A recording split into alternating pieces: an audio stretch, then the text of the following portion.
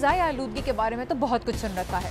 नदी नालों और दरियाओं में पानी की आलूदगी कितना बड़ा मसला है ये भी आप जानते हैं। सड़कों पे ट्रैफिक के शोर और जनरेटर्स की आवाज़ से जो नॉइस पोल्यूशन पैदा होती है उससे तो आप रोज ही निपटते हैं। लेकिन क्या आपने कभी लाइट पोल्यूशन के बारे में सोचा है? नहीं ना, बस इसीलिए हम अपना ये शो करते हैं। हेलो एंड वेलकम टू जिंदगी 360। मैं हूँ आपकी होस्ट सारा जमान और आज हम बात करेंगे रोशनी के बहुत ज़्यादा इस्तेमाल के सबब पैदा होने वाली आलूदगी और उसके इंसानों और दीगर जानदारों पर पड़ने वाले असरात की। किसी की याद में रात को तारे गिनना कितना रोमांचक तस्वर है ना, लेकिन इसके लिए ज़रूरी ये है कि रात को आसमान के सितारे नज़र भी आएँ। अब आजकल दुनिया के बेशतर बड़े शहरों में तो रात को भी दिन की तरह उजाला कर दिया जाता है और नतीजा ये हो रहा है कि आसमान के तारे पड़ रहे हैं मांद। लेकिन रोशनी के इस बेतहाशा इस्तेमाल से मसला सिर्फ शायरों और अफसाना नवीसों को नहीं हो रहा, बल्कि इंसानों, जानवरों और परिंदों सभी पर इसके बड़े गहरे असरात पड़ रहे हैं। आज के शो में हम देखेंगे कि लाइट पोल्यूशन कैसे कुदरत से हमारा ताल्लुक तोड़ रही है। रात में भी दिन जैसी रोशनी करके हम अपनी सेहत से किस तरह खेल रहे हैं और इंसानी आबादियों की रोशनियों से जानवर खतरे में क्यों हैं। लाइट पोल्यूशन होती क्या है? जब मस्नूई रोशनी बहुत ज़्यादा इस्तेमाल की जा रही हो, ये किसी एक चीज़ को रोशन करने के बजाय हर सिमत में फैल रही हो और रात के वक्त आसमान का नज़ारा करना मुश्किल हो जाए, तो समझ जाइए कि आप लाइट पोल्यूशन के साथ जी रहे हैं। वैसे तो आज के ज़माने में जगमगाती रोशनियों को तरक्की की अलामत समझा जाता है, लेकिन रात के वक्त अगर आसमान ही नज़र ना आए तो फिर माहिरीन फलकियात अपना काम कैसे करेंगे? और अगर रात को दिन की तरह उजाला किया जा रहा है और बिजली का बेजा इस्तेमाल किया जा रहा है, तो इसका मतलब ये है कि कीमती वसाइल भी ज़ाया हो रहे हैं। अब ये सूरत हाल चूँकि दुनिया के बड़े बड़े शहरों में आम हो चुकी है, तो फिर चलते हैं अमान नज़र के साथ न्यूयॉर्क और देखते हैं कि रात को भी दिन की तरह रोशन रहने वाले इस शहर में लाइट पोल्यूशन से माहौल किस तरह मुतासिर हो रहा है।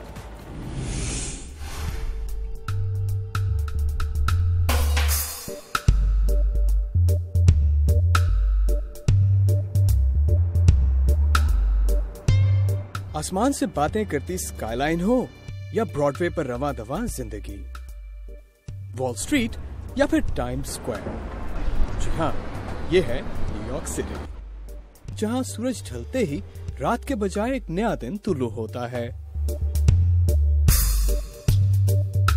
दुनिया भर से आए टूरिस्ट टाइम्स स्क्वायर की इन दमकती रोशनियों और बिलबोर्ड्स के शहर में गिरफ्तार नजर आते हैं। ये बहुत जबरदस्त मंजर है, इतनी बहुत सी रोशनियां हैं, मुझे बहुत मजा आ रहा है। क्या आप आसमान पर सितारे देख सकती हैं? Not really. हम यहाँ दुनिया के मरकज में हैं और बहुत मजा आ रहा है। हमें ऐसे बड़े शहर पसंद हैं। क्या आप आसमान पर सितारे देख सकते हैं? यहाँ बहुत रोशनी है, सितारे कैसे नजर आएंगे? हर साल हजारों की तादाद में लोग यहाँ न्यूयॉर्क में टाइम्स स्क्वायर आते हैं ताकि रोशनियों से भरे इस रंगारंग शहर को एंजॉय कर सकें। लेकिन इसी शहर में कुछ लोग ऐसे भी हैं जो इन्हीं रोशनियों से परेशान हैं और इसकी वजह है लाइट पोल्यूशन।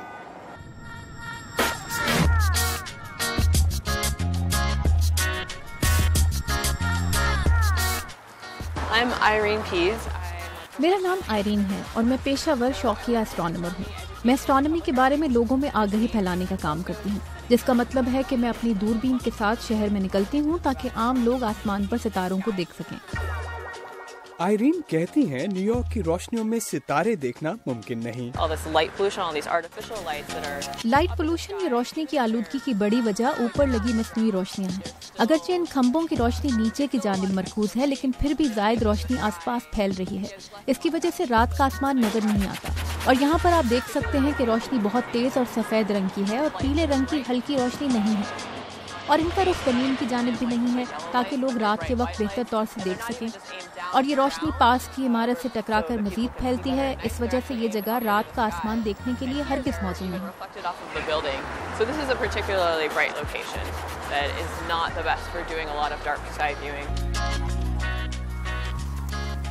और फिर शहर की रोशनियों से दूर आयरीन को दूरबीन से आसमान की जानिब देखते छोड़कर मैं चला एक और एक्सपर्ट को मिलने।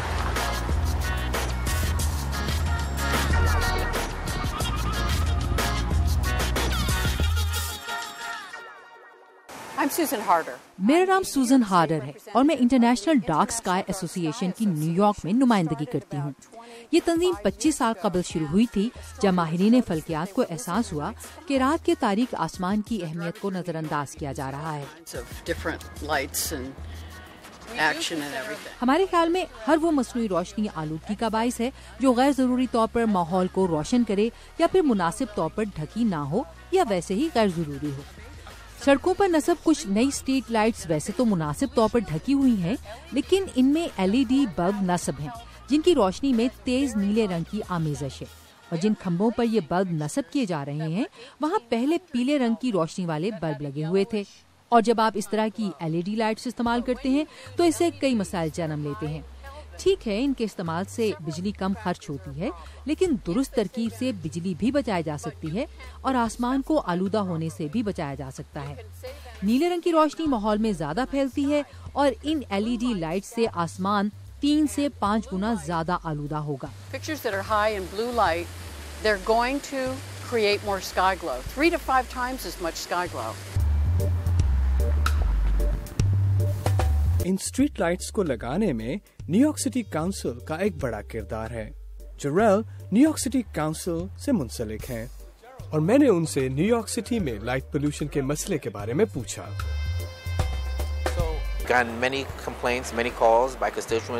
हमें शहर के मुख्तलिफ इलाकों से बहुत सी ऐसी शिकायत मौसूल हुई हैं जिनका ताल्लुक उन सड़कों पर नस्ब की गई उन लाइटों से है जो हाल ही में महकमा ट्रांसपोर्ट ने खंभों में लगाई हैं।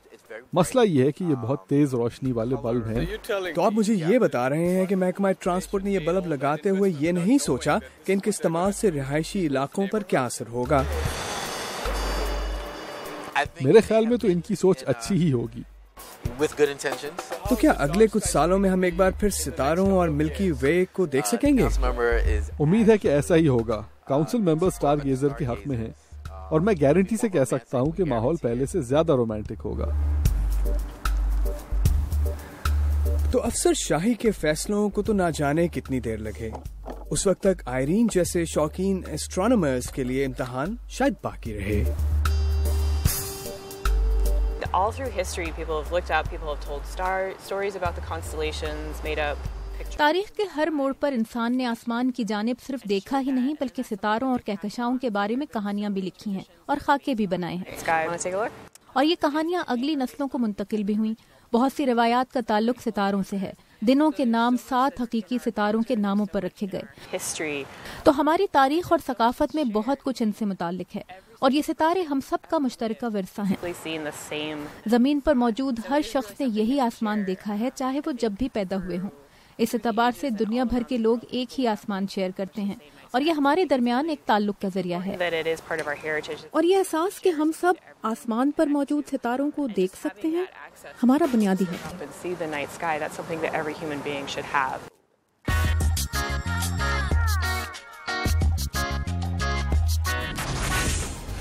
रोशनी हमारी जरूरत तो है, लेकिन इसका बेजा इस्तेमाल हमारी सेहत को बहुत बुरी तरह मुतासर भी कर सकता है। इस बारे में मजीद जानेंगे एक छोटे से ब्रेक के बाद। Stay with us. Much of our health revolves around this day and night clock.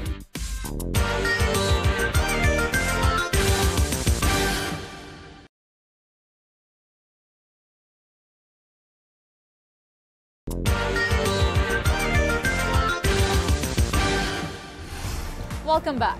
सभी जानते हैं कि कुदरत ने रात का वक्त हमारे आराम के लिए बनाया है और हमारा दिमाग बाकायदा अंधेरे का इंतजार करता है। लेकिन हम में से बहुत से लोग अब बिस्तर में भी अपना टीवी या मोबाइल फोन आंखों के सामने रखते हैं और अंधेरा होने ही नहीं देते। नतीजा यह है कि अब बहुत से लोगों को नींद के मसाइल का सामना हो रहा है, जिसकी वजह से उनकी सेहत भी पूरी तरह मुतासिर हो रही है। रोशनी से पैदा होने वाली आलूदगी के सबब सेहत पर कैसे असरात पड़ सकते हैं, ये जानने के लिए चलते हैं ताबिंदा नईम के साथ। अगर आपको अपने आप से प्यार है, अगर आप रात को सोना और दिन को जागना चाहते हैं, अगर आपको तकिए पर सर रखते ही नींद आ जाती है, तो समझ लीजिए कि आप एक सेहतमंद इंसान हैं। लेकिन अगर आप तारों भरी रात का जादू महसूस करने, गुदगुदाती हवा का लुत्फ लेने और काले आसमान पर रोशन कहकशाओं का रक्स देखने में दिलचस्पी रखते हैं, तो आप इस वक्त बिल्कुल गलत जगह पर हैं। ये है वाशिंगटन DC, जहां रोशनियों ने रात में भी दिन का समा पैदा कर रखा है। कहते हैं कि वॉशिंगटन की रोशनियां इतनी तेज हैं कि अगर आप खला में चले जाएं तो भी इस शहर की रोशनियां साफ देख सकते हैं। पाकिस्तान की तरह अमेरिका में भी अक्सर लोग रोशनी को जिंदगी और तहफ्फुज की अलामत समझते हैं, और शायद ऐसा है भी।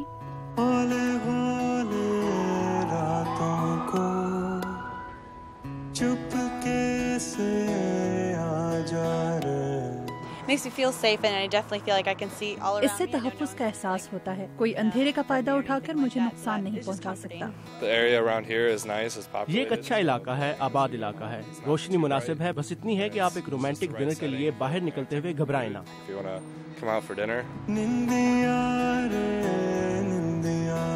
लेकिन अगर आपसे ये कहा जाए कि आपको रास्ता दिखाने और दुनिया में उजाला करने वाली रोशनी लोगों की सेहत को मुतासिर करने लगी है, तो आपका क्या रद्द-ए-अमल होगा? हैरत ना।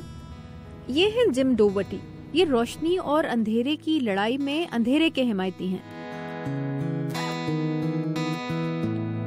जिम डोवर्टी इस बारे में इतने संजीदा हैं कि इन्होंने वॉशिंगटन डीसी में रोशनियां मध्यम करने की मुहिम शुरू कर रखी है, जिसका नाम है डार्क स्काइज एसोसिएशन। मुनासिब रोशनी मतलब रोशनी की मुनासिब मिकदार। अगर आप इस रोशनी को दुगना कर देंगे तो आबो हवा और इंसानी सेहत सब पर असर पड़ेगा। इस बारे में मजीद बात करने के लिए हम पहुंचे वॉशिंगटन के मेडस्टार नेशनल रिहैबिलिटेशन हॉस्पिटल, जिसके स्लीप क्लिनिक में ऐसे लोगों का इलाज किया जाता है जिन्हें नींद में कमी की शिकायत हो।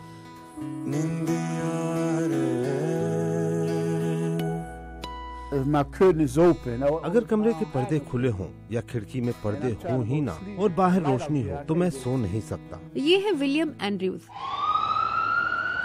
इनकी नींद में पुलिस की गाड़ी और एम्बुलेंस पर जलती बुझती रोशनियों, स्ट्रीट लाइट्स और किसी भी किस्म के बिजली के बल्ब की तेज रोशनी से खलल पड़ता है।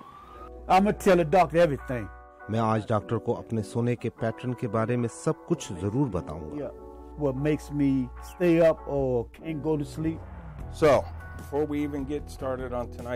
अस्पताल के स्लीप टेक्नीशियन विलियम एंड्रयूज की नींद का जायजा लेने के लिए इन्हें जरूरी तिब्बी आलात और नलकियां लगाकर सुला देंगे। लाइट पोल्यूशन एक सूरत हाल है जो उन्हें तकलीफ देती है, जो रोशनी के बारे में हसास हो। उन्हें जरा सी रोशनी में भी सोने में मुश्किल पेश आती है।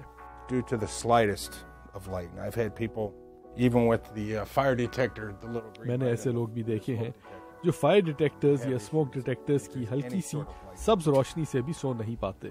उन्हें हर किस्म की रोशनी से मसला होता है।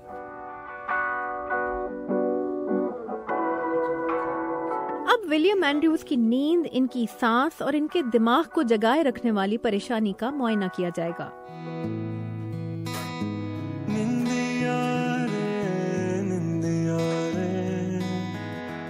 अखियों में समा जा रे निंदिया रे निंदिया रे निंदिया। ये है मेडस्टार नेशनल रिहैबिलिटेशन हॉस्पिटल के न्यूरोलॉजिस्ट डॉक्टर मार्क्स क्लॉसबर्ग। ये कहते हैं कि हमारे जहन में मौजूद दिन और रात का क्लॉक ये फैसला करता है कि हम कब सोएंगे, कब जागेंगे, और इस क्लॉक को सेट करती है रोशनी। हमारे जिस्म के कुछ हार्मोन्स नींद के दौरान ड्रामाई तौर पर बढ़ जाते हैं, और जब हम जाग रहे हों तो उनमें कमी होती है।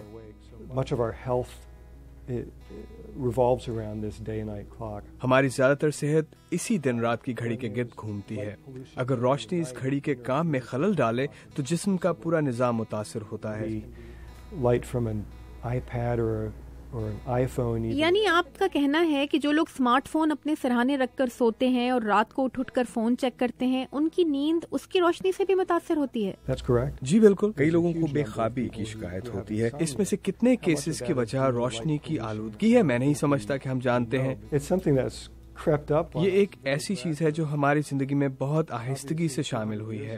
जाहिर है 200 साल पहले जब बिजली का बल्ब नहीं था, लोग रात को सोते थे और मोमबत्ती की रोशनी में जिंदगी गुजारते थे।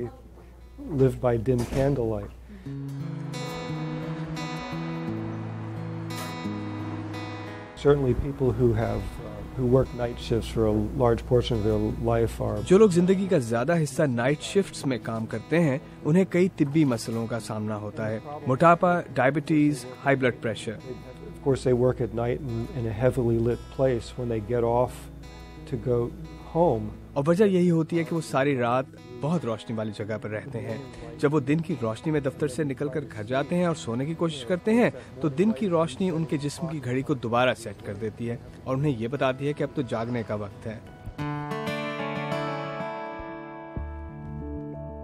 So this shift work disorder, जो लोग शिफ्ट वर्क डिसऑर्डर के साथ आपके पास आते हैं, उनका ताल्लुक आमतौर पर किन शोबों से होता है? many different professions. कई मुख्तलिफ पेशों से। हम एक बड़े अस्पताल में काम करते हैं। यहाँ बड़ी तादाद में तिब्बी अमला शाम की शिफ्ट में आता है और अगली सुबह घर जाता है। मेरे पास पुलिस अफसर आते हैं जो नाइट शिफ्ट में काम करते हैं। So I did have one patient at one time who मेरी एक मरीजा जो नाइट शिफ्ट में काम करती थी, उसे मुसलसल सर दर्द की शिकायत रहती थी। specifically when she would go night shift में काम करने वाले शख्स को कितना वक्त लगता है दिन के औकात की रूटीन में वापस आने में? if you're lucky, if you're young, अगर आप कम उम्र हैं तो जल्दी आदी हो जाएंगे। अगर साल नाइट शिफ्ट में काम करते रहे हैं तो आपको दिन की शिफ्ट से एडजस्ट करने में कई साल लग सकते हैं। तो जिन सालों में वो डे शिफ्ट से एडजस्ट कर रहे होते हैं, तो उन सालों के अंदर वो क्या करते हैं? I don't think people वो बुरी हालत में होते हैं। उन्हें इल्म नहीं होता कि इस मसले का कोई इलाज भी है, तो वो बस तकलीफ बर्दाश्त करते रहते हैं क्योंकि ये कोई हार्ट अटैक या फॉलिज तो है नहीं। because it's not a heart attack, it's not a stroke. तो आप उन्हें इलाज के तौर पर क्या देते हैं? Management of light, हम उन्हें बताते हैं कि जरूरत से ज्यादा रोशनी में ना रहें, दिन और रात के साइकिल को ठीक रखें, मुकम्मल अंधेरा करके सोएं, टीवी बंद कर दें, आईपैड और आईफोन को अपने पास मत रखें, make sure it's quiet, आपके इर्द गिर्द मुकम्मल खामोशी होनी चाहिए। and then there are some other aids to it. कुछ दवाएं भी मददगार हो सकती हैं, जैसे कि मेलाटोनिन जो आम दस्तयाब है। ये नींद का हार्मोन होता है जो जिस्म के क्लॉक को ठीक करता है। यानी नींद का सेहत से और रोशनी का नींद से कुछ तो ताल्लुक है। Absolutely, we're tied to this planet. निंदिया रे अखियों में समा जा रे, निंदिया रे। रात के वक्त रोशनी हो तो रास्ते देखने में जरा आसानी हो जाती है, लेकिन इसी रोशनी से जानवर और परिंदे किस तरह भटक रहे हैं, ये हम आपको दिखाएंगे एक छोटे से ब्रेक के बाद। जिंदगी 360 will be right back. In the United States, America भर में इमारतों के शीशों से टकराकर हर साल 10 करोड़ से 1 अरब तक परिंदे हलाक हो जाते हैं।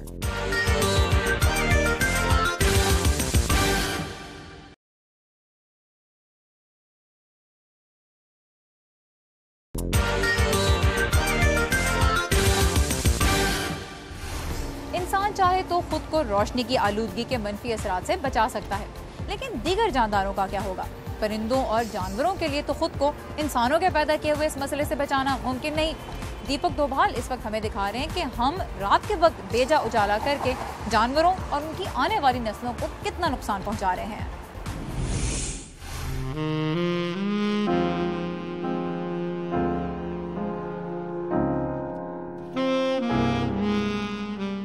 अमेरिका के तमाम बड़े शहरों की तरह वाशिंगटन डीसी भी रात में रोशनी में नहाया रहता है। सिर्फ सड़कें ही नहीं, इमारतें भी रात में जगमगाती हैं।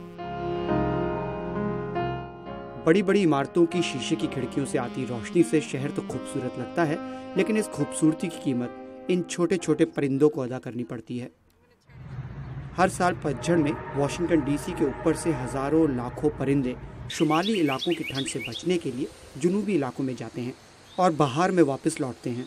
ये परिंदे ज्यादातर रात में सफर करते हैं। ये ज्यादातर छोटे परिंदे होते हैं और इन्हें रात के वक्त उड़ने में बड़े फायदे होते हैं। रात के वक्त इन्हें शिकार करने वाले और इन्हें मारने वाले कम होते हैं। वो ज्यादा आसानी से परवाज कर सकते हैं और ये ख्याल भी किया जाता है कि वो सितारों को देखकर अपनी परवाज की सिमत का तयन करते हैं। लेकिन जब ये चिड़ियाएं वाशिंगटन डीसी को पार कर रही होती हैं, तो इमारतों के अंदर से आ रही रोशनी से रास्ता भटककर खिड़कियों के शीशों से टकरा जाती हैं। इस वजह से हर साल हजारों परिंदे मारे जाते हैं। ऐसी इमारतें जिनकी खिड़कियों के बड़े बड़े शीशे रात को इमारतों के अंदर की रोशनी से रोशन होते हैं, इन इमारतों में परिंदे ये पौधे तो देख सकते हैं, लेकिन उन्हें अंदर की रोशनी की वजह से शीशों की मौजूदगी का अंदाजा नहीं होता और वो खिड़कियों की जानिब लपकते हैं। इसे रोकने के लिए लाइट्स आउट डीसी नाम का एक इदारा काम कर रहा है। बहार और पतझड़ के महीनों में इस इदारे के रजाकार सुबह सुबह वॉशिंगटन डीसी की बिल्डिंग्स के किनारों का मुआयना करते हैं और मरे या जख्मी परिंदों को जमा करते हैं। There's a bird here. It's a woodpecker.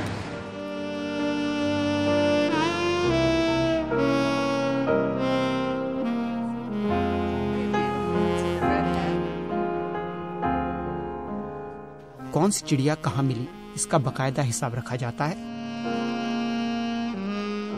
और इन परिंदों की फोटो खींची जाती है। इस सब का मकसद होता है आम लोगों और बिल्डिंग मालिकान को ये दिखाना कि ये एक वाकई बड़ा मसला है। The purpose of collecting birds is to have proof. इन परिंदों को जमा करने का मकसद इस बारे में कोई सबूत रखना है कि ये एक मसला है, और यही वजह है कि हम इन परिंदों की तस्वीरें भी उतारते हैं। अमेरिका भर में इमारतों के शीशों से टकराकर हर साल 10 करोड़ से 1 अरब तक परिंदे हलाक हो जाते हैं। ये बहुत अफसोसनाक है। लाइट्स आउट डीसी की लिज़बेथ फ्रीज का कहना है कि उनके काम का असर हो रहा है। जैसे सरकारी इमारत ने लाइट्स आउट डीसी के कहने पर अपनी लाइट्स कम कर दी। जब से उन्होंने इस काम का आगाज किया है, हम इस जगह परिंदों की हलाकतों की तादाद में 2/3 कमी देख चुके हैं। लाइट्स आउट डीसी बिल्डिंग मैनेजरों के साथ मिलकर काम करता है, न कि उनके खिलाफ। लाइट्स आउट डीसी की रजाकार जेसी का कहना है कि ये एक बड़ी वजह थी कि वो इस इदारे से मुंसलिक हुई। ये एक बहुत अच्छी तंजीम है और हकीकत ये है कि उन्होंने इमारतों के मकीनों पर अपना पैगाम जबरदस्ती मुसल्लत करने की बजाय इस बारे में शऊर बेदार करने के लिए बहुत काम किया है। वो मुख्तलिफ इमारतों के मकीनों के साथ मिलकर इन परिंदों को बचाने की कोशिशें कर रहे हैं और इस सिलसिले में एक ताल्लुक और राब्ता कायम करने की कोशिशें कर रहे हैं। वो ये कहते हैं कि इन इमारतों के ढांचे में तो वो जरूरी तब्दीलियाँ नहीं कर सकते, लेकिन इनके मकीनों के साथ मिलकर काम किया जा सकता है और ऐसे प्रोग्राम तरतीब दिए जा सकते हैं जिनसे जंगली हयात को ज्यादा तहफ़्फ़ुज़ मिल सके। अमेरिका के कई बड़े शहरों में इस तरह के प्रोग्राम चल रहे हैं और वो काफी कामयाब हो रहे हैं। जब उन्होंने शिकागो में बड़े पैमाने पर यह मुहिम चलाई थी कि बड़े बड़े शीशों की खिड़कियों वाली ऐसी इमारतों के अंदर की रोशनियां बंद रखी जाएं, तो वहाँ परिंदों की हलाकतें 80% तक कम हो गई थी। एक और जानवर जिसकी नस्ल को रोशनी की आलूदगी से खतरा है वो है कछुआ। कछुए समंदर के किनारे अंडे देते हैं और उन्हें वहाँ छोड़कर चले जाते हैं। जब इन अंडों से कछुए निकलते हैं तो उन्हें खुद ब खुद समंदर तक जाना होता है।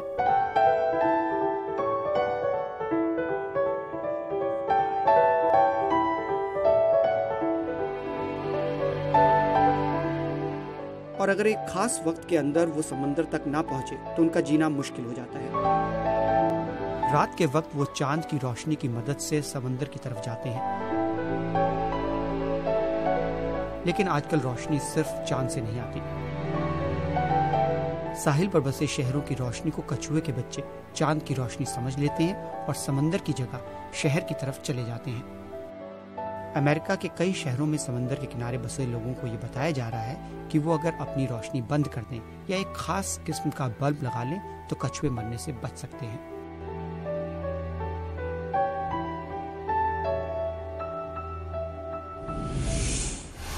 ये था हमारा आज का शो। आपको कैसा लगा हमें फेसबुक और ट्विटर पे जरूर बताइएगा, लेकिन सोने के वक्त के बहुत ज्यादा करीब नहीं। इंशाल्लाह आपसे अगले हफ्ते फिर मुलाकात होगी। तब तक के लिए खुदा हाफिज।